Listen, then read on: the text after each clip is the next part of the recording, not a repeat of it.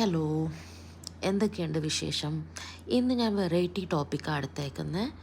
I like to speak about depression. Actually ഞാൻ ഈ ഒരു സിറ്റുവേഷനിൽ കൂടെ കടന്നു പോകുന്നതുകൊണ്ടായിരിക്കണം എനിക്ക് ഈ ഒരു ടോപ്പിക് എടുക്കാൻ തോന്നിയത് എന്നറിയത്തില്ല. എന്നാലും ഞാൻ ഇതിനെ കുറച്ച് എനിക്കറിയാവുന്ന രീതിയിൽ ഞാൻ എൻ്റെ സിറ്റുവേഷൻ പറയാം.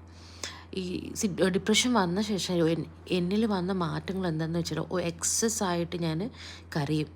സംടൈംസ് എക്സസ് ആയിട്ട് ഞാൻ ഭയങ്കര ഷൗട്ട് ചെയ്യും, ഓർ എൽസ് ഞാൻ എക്സസ് ആയി ചിരിക്കും.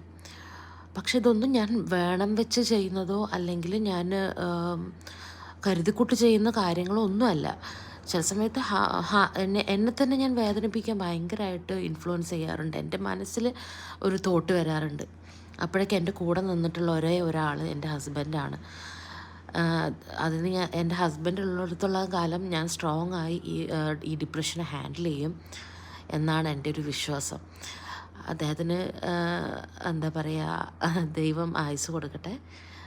ഡിപ്രഷൻ വന്നതിന് ശേഷം വന്ന മാറ്റങ്ങളൊക്കെ ഇനി അടുത്ത വീഡിയോയിൽ ഞാൻ പറയാം. ഓക്കെ ദെൻ, സൈനിങ് ഓഫ്, സിയ ഫർസാന.